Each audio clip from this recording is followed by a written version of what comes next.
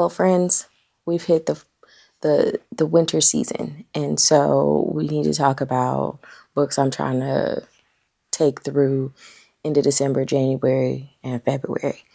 Let's get into it.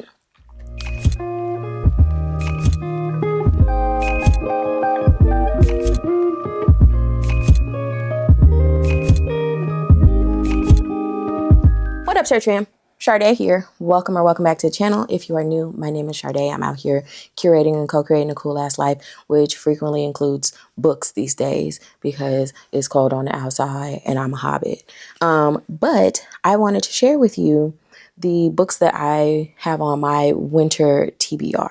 Now, whether this is your first time coming across my little corner of the internet or you keep coming back, but you have not hit the subscribe button and turned on the notification bell, what we doing? Come on over here and become my internet family.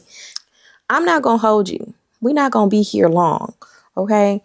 So now that we are squarely in seasonal depression season, it's time to get into dark books. Although I've been having like a dark book moment right now. I've been doing vampires as a hyperfixation for the last few maybe the last couple of months, and so that has been continuing, but I've been getting into like some murder mysteries and things like that.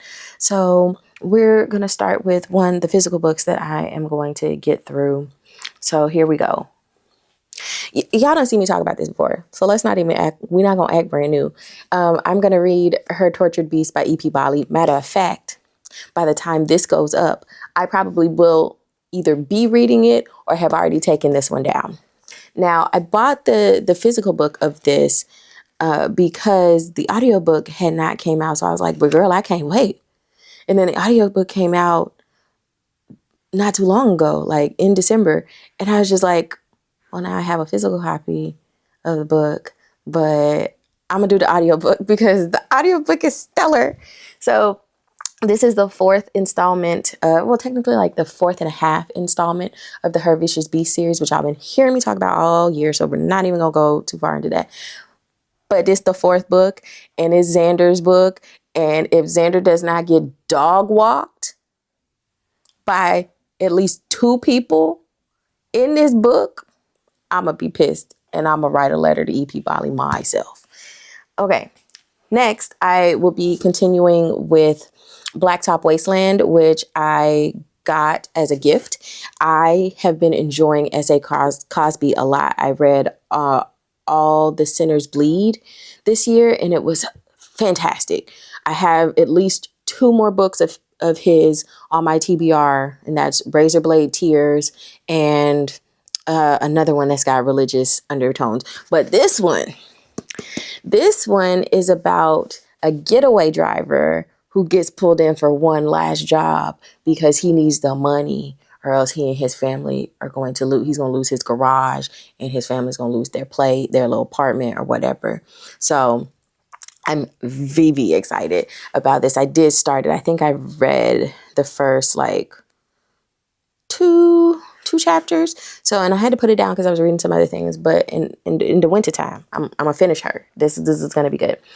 I will also be continuing and hopefully finish On Earth We Are Briefly Gorgeous by Ocean Vuong. This too, I started when I was gifted it, and it is letters from a son to a single mother, and it's about, his life and sort of how he has remembered and conceptualized being an immigrant, child of immigrant, and what that was like. It's written beautifully.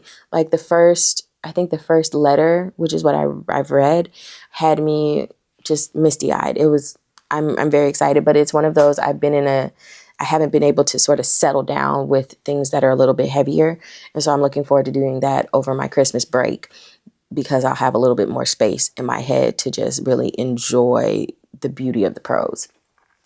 Lastly, y'all heard me talk about this again as well, and that is Fledgling by Octavia Butler. I'm doing a reread of this because it's been a while. It's one of my favorite books. It's Black vampires, but it also has like genetic engineering in it and considerations about amnesia and disability and like racism.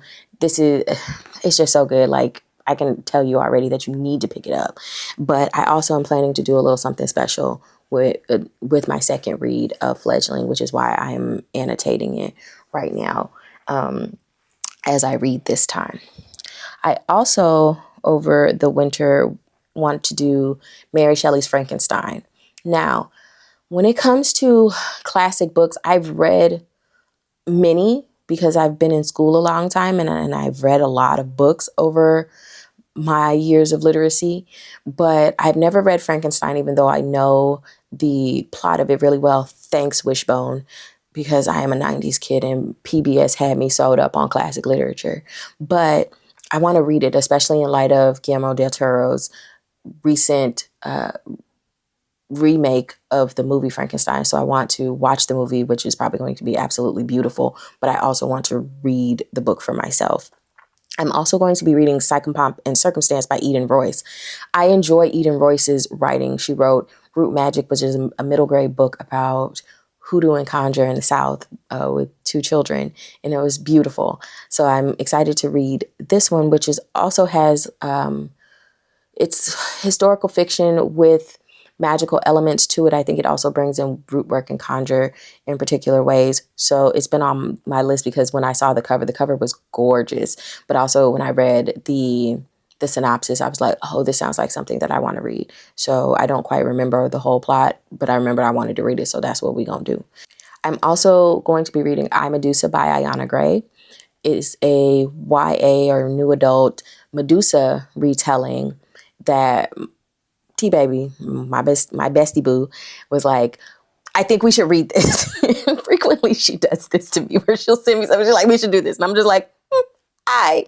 So my plan over the winter is to also read that one because my bestie has already started it. So that means I got to get myself together. But she reads a little bit slower than me. So I think I got some time. I had to get through grading. But she does too because she's also a college professor. So I think we're both like in the same place right here, but it is on my list of things to do.